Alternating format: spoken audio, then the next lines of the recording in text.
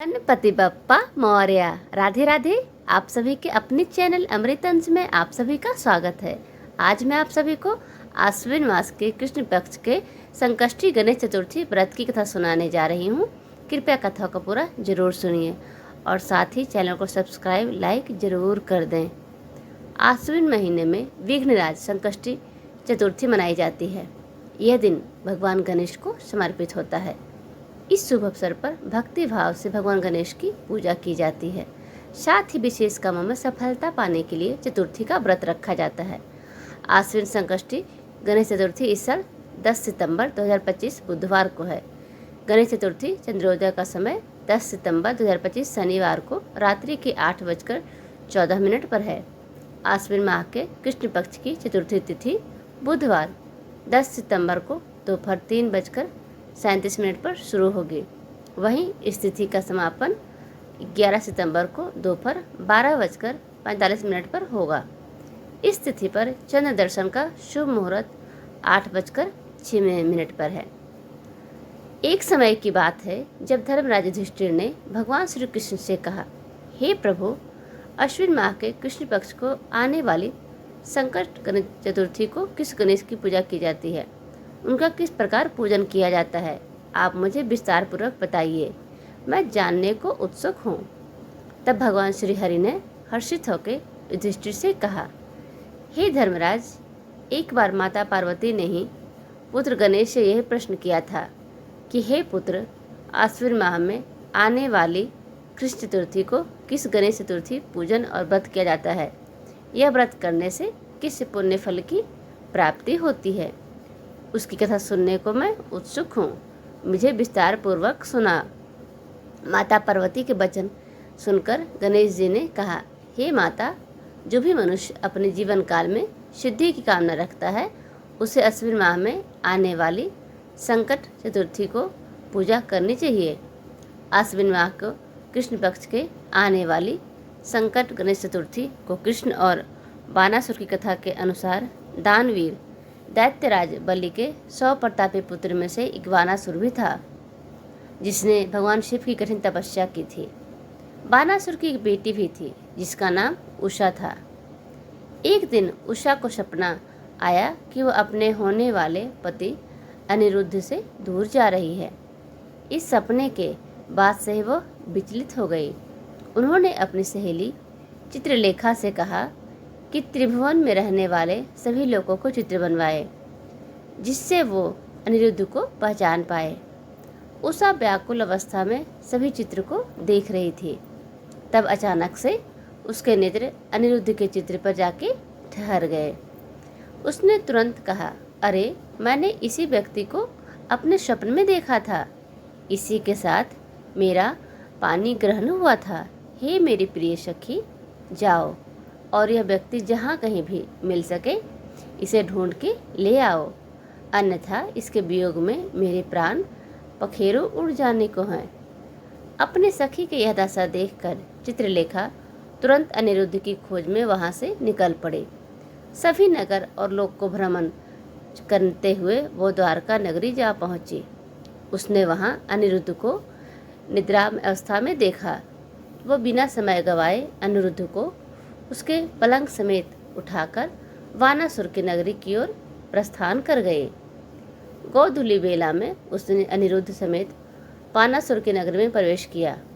यहाँ प्रद्युम्न को अपने पुत्र वियोग में हाल बेहाल हो गया था और उसको एक असाध्य रोग ने ग्रसित कर लिया था। यहाँ अपने पुत्र प्रद्युम्न और पौत्र अनिरुद्ध की घटना से भगवान श्री कृष्ण भी व्याकुल हो उठे थे। वही रुक्मिणी जी ने अपने पौत्र की अनुपस्थिति में दुखी मन से बिलखने लगी थी और खिन्न मन से श्री कृष्ण से कहने लगी, हे नाथ, क्या हमारे पौत्र अनिरुद्ध का किसी ने अपहरण किया है या वो खुद अपनी इच्छा से कहीं चला गया है? मैं अत्यंत शोकग्रस्त हूँ, कहीं मैं अपने प्राण न त्याग दूँ। रुक्मिणी जी की ऐसी दशा देखकर श्री कृष्ण जी ने तुरंत यादवों की सभा बुलवाई। वहाँ उन्होंने महर्षि लोमेश के दर्शन हुए। उन्होंने महर्षि लोमेश को प्रणाम किया और आदर सत्कार से स्थान दिया और उन्हें वहाँ घटित पूरी घटित हुई पूरी घटना विस्तार से कह सुनाई। श्री कृष्ण जी ने व्याकुल मन से महर्षि रोमेश से कहने लगे, हे मुनिश्रेष्ठ, हमारा पौत्र अनिरुद्ध कहाँ चला गया? कहीं उसका अपहरण तो नहीं हो गया, या कहीं वो स्वयं ही तो कहीं नहीं चला गया? आखिर कौन उसे लेकर चला गया है, यह मैं नहीं जानता हूँ। यह पूरी द्वारका नगरी में शोक की आंधी छाई हुई है। उसकी माता अपने पुत्र वियोग में अत्यंत दुखी है। श्री कृष्ण जी का विलाप सुनकर तुरंत महर्षि लोमेश बोले, हे कृष्ण, बानासुर की कन्या उषा की सखी चित्रलेखा ने ही आपके पौत्र अनिरुद्ध का अपहरण किया है और उसने अनिरुद्ध को बानासुर के महल में छुपा के रखा हुआ है। यह तुम सारी बात मुझे स्वयं नारद जी ने आके बताई हुई है।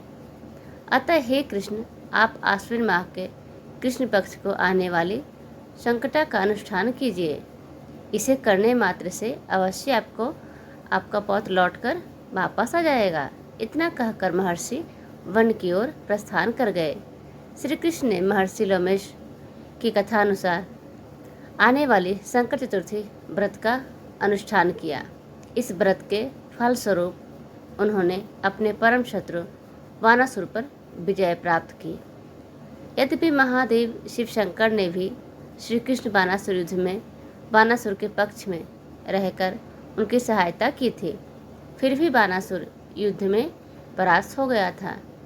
युद्ध में भगवान श्री हरि कृष्ण ने बानासुर पर कुपित होते हुए उसकी सहस्त्र भुजाओं को काट डाला था। अनिरुद्ध को उषा सहित सुरक्षित द्वारका वापस लाया गया। यह भगवान श्री कृष्ण द्वारा किए हुए संकटा व्रत का ही प्रभाव था। भगवान श्री गणेश जी को प्रसन्न करने और अपने जीवन के संपूर्ण विघ्नों को हरने के लिए इस व्रत के समान और कोई दूसरा व्रत नहीं है। भगवान श्री कृष्ण कहते हैं, हे कुंती नंदन, आपके मार्ग में आने वाली समस्त विपत्तियों के नाश के लिए अश्विन माह के कृष्ण पक्ष को आने वाली संकटी चतुर्थी कोई व्रत नहीं है। अतः इस व्रत को हर कोई मनुष्य को अवश्य करना चाहिए। इसके प्रभाव मात्र से आप अपने शत्रुओं पर विजय प्राप्त करेंगे एवं राज्याधिकारी भी बनेंगे। इस व्रत की महिमा का गान बड़े बड़े विद्वान भी करने में असमर्थ हैं। हे राजन, मैंने इस व्रत का अनुभव स्वयं किया है, इसीलिए मैं आपसे कह रहा हूँ। यह कथा बताती है कि यह व्रत सभी प्रकार के संकटों का नाश करने वाला है, शत्रुओं पर विजय दिलाता है और व्यक्ति को राज्य अधिकारी बनाता है। गणेश जी को प्रसन्न करने के लिए इस व्रत के समान और कोई दूसरा व्रत नहीं है। विघ्नराज संकष्टी चतुर्थी पर एक साथ कई शुभ योग बन रहे हैं। इनमें वृद्धि और ध्रुव समेत शिव वास योग का संयोग है। इस दिन भगवान शिव कैलाश पर मां पार्वती के साथ विराजमान रहेंगे। इन योग में भगवान गणेश की पूजा करने से साधक को मनचाहा वरदान मिलेगा। कथा सुनने के लिए आप सभी का बहुत बहुत धन्यवाद। प्लीज़ आप अपना प्यार इसी तरह बरसाते रहें और आप अपना साथ इसी तरह बनाए रखें। कृपया चैनल को सब्सक्राइब, लाइक, कमेंट, शेयर ज़रूर कर दें। आप सभी का धन्यवाद।